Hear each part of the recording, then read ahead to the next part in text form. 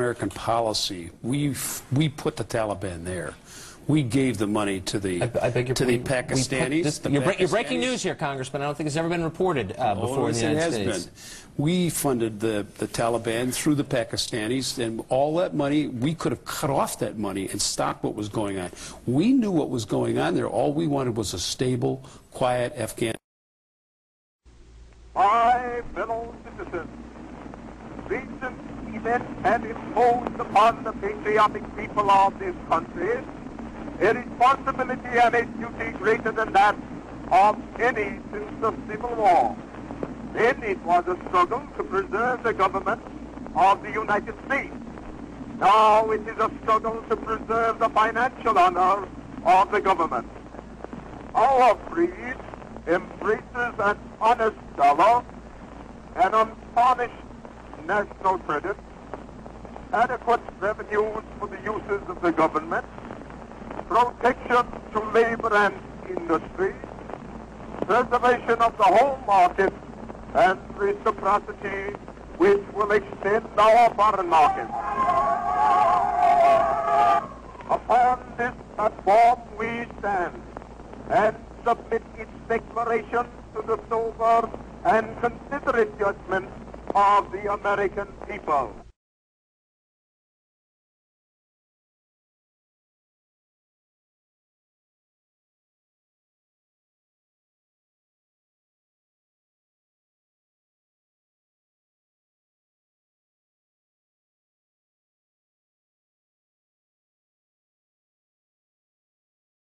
The bus is coming, and you can't get out of the way. So you can kind of freak out, and you can kind of go, that bus is going to hit me at some point, even though you don't know how fast or how big.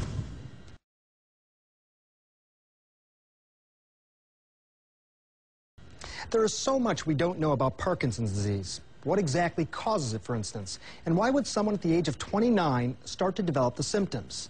No one knows, but this we do know. Michael J. Fox has in many ways become the handsome face of Parkinson's. Did you know that he's had the disease for almost 19 years now?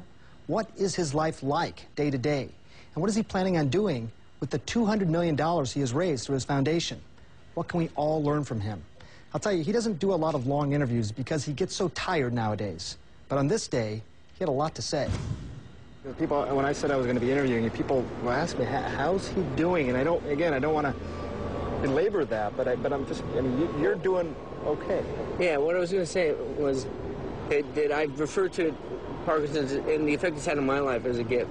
And people are clearly dubious about that and kind of wonder how I can say that, but I qualify by saying it's a gift that keeps on taking, but it is a gift.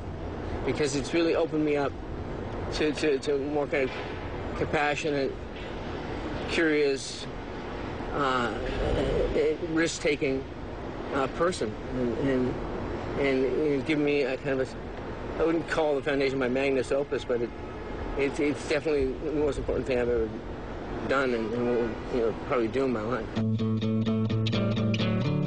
With a disease like Parkinson's, with humidity, for example, what's happening? I mean, what do you experience? Everybody has their own thing. Everybody has their own version of it. I'm on and off. That's the story of my life, is when I'm on, when I'm off.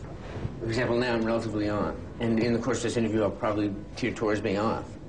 And I'll try to correct that midstream with medication, but I sometimes catch it, sometimes I don't. And sometimes my brain is more receptive to it, and sometimes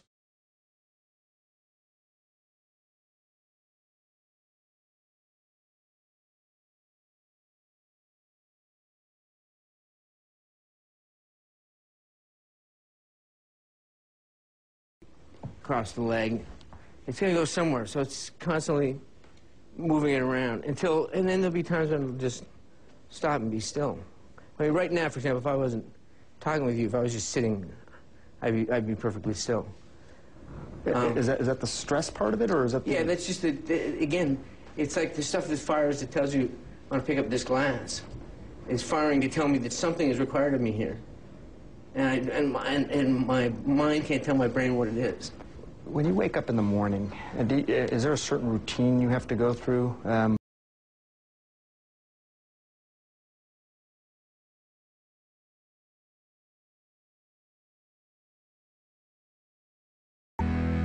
Parkinson's, it's like you're crossing the road and you get stuck in the middle. And you know the feet to behave. And then I wait, you know, probably about half an hour, 45 minutes before I mean, I might take half a pill just to get me started, but I might wait a couple hours before, depending on what my day requires of me, before I really kick in. Things like, you know, even, you know, tending to yourself, brushing your hair, brushing your teeth. Well, those sorts of things.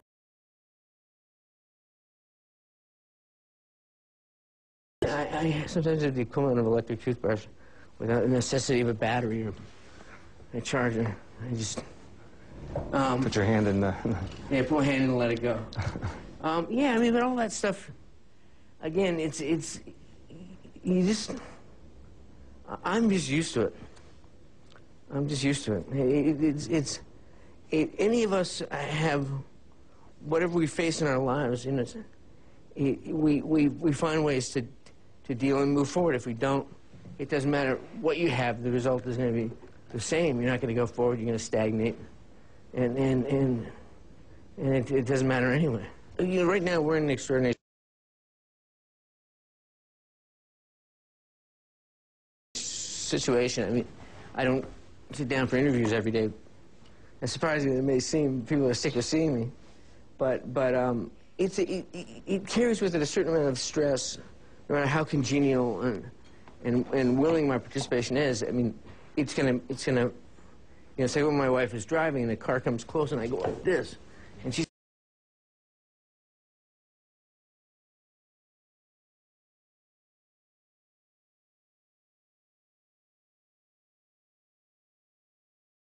It's a love.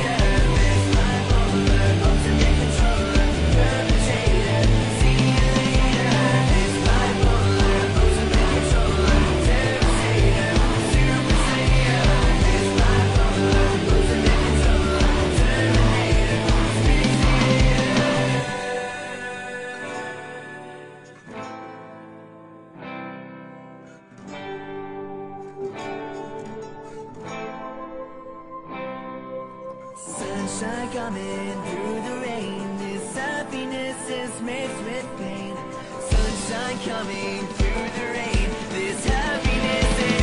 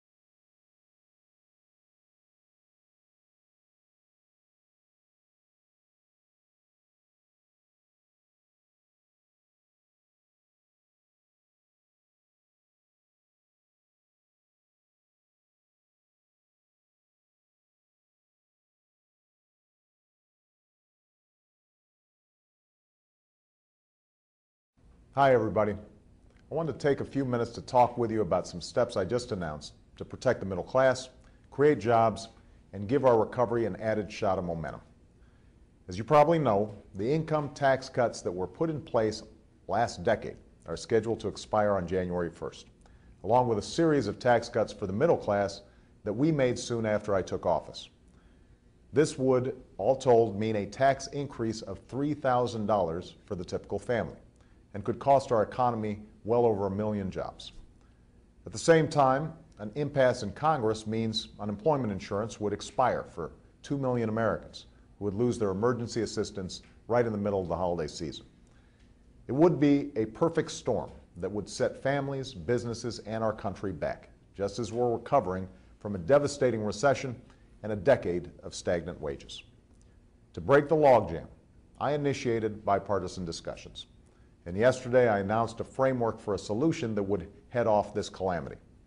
It would bring Americans additional tax relief, keep unemployment insurance in place, and provide new incentives for businesses to grow and hire. Now, I know some folks, even good friends, are unhappy with the plan because, as with any negotiation, getting there required some give and take. In exchange for a temporary extension of the tax cuts for the wealthiest Americans, we're also able to protect key tax cuts for middle-class families. Republicans were forced to end their obstruction of an extension of unemployment insurance, and we secured a payroll tax cut for workers, a tax cut you'll see right in your paycheck worth about $1,000 for a typical family, as well as tax breaks for college students and small businesses. I have no doubt that everyone will be able to find something in this compromise that they don't like. There are things in here that, frankly, I don't like, namely the extension of the tax cuts for the wealthiest Americans at a time when we need to focus on bringing down the deficit. But this is not the end of this fight. These tax cuts will expire in 2 years, and I will continue to make the case to the American people about why I don't believe they should be renewed. In fact, I'm confident that as we make the tough choices to cut the deficit, it will become apparent that we can't afford to extend these tax cuts for the wealthiest Americans one day longer. Now, I've heard the argument that we should have fought on, that we should make Republicans pay a political price for holding tax cuts for the middle class hostage, even if it meant allowing unemployment insurance to end or taxes to go up on every American come January 1st. And even though it was unlikely we could have done as well by waiting for the new Congress to arrive. But like I said yesterday, I'm not going to make the American people collateral damage to political infighting in Washington. I'm not going to play games with the lives of the American people or jeopardize our economy in order to score political points. That's not why you sent me here. For too long, Washington has been a place where any compromise was seen as a failure.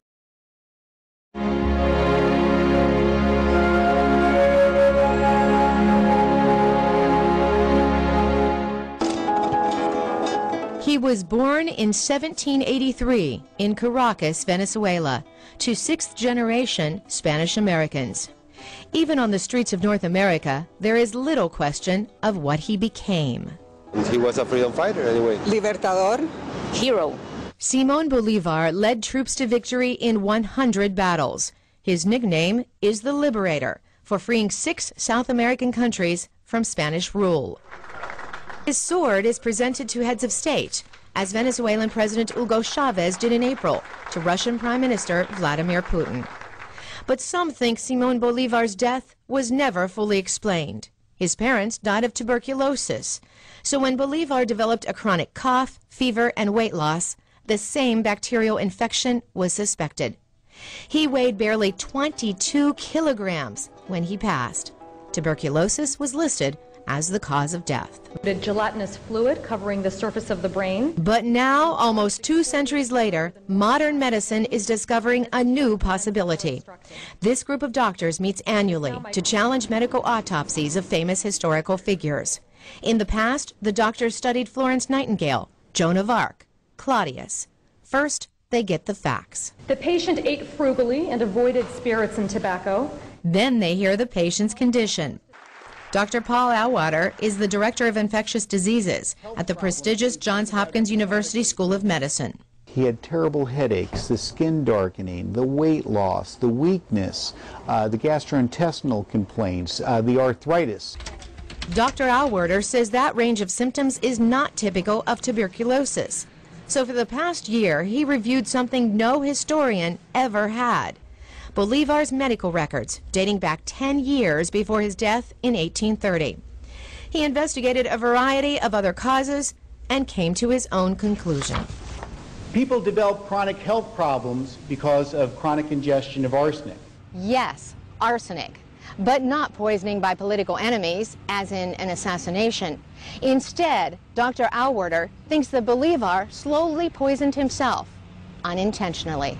Political leaders of their day may have had VIP medicine. The best treatment available was arsenic, so that was what people reached for when they had unexplained health problems. Arsenic was their aspirin, their common painkiller.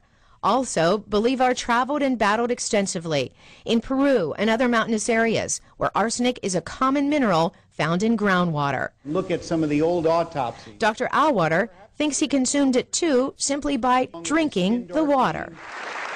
Dr. John Dove is a retired spinal surgeon and a Bolivar scholar.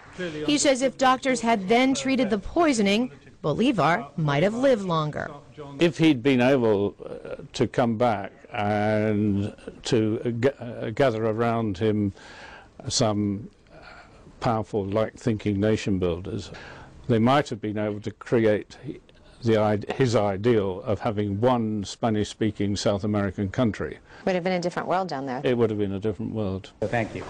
Medical professionals using modern eyes to peer back into history, viewing Simón Bolívar as if he were their patient today, and seeking to change the final line on the life story of El Libertador. Carolyn Persutti, VOA News.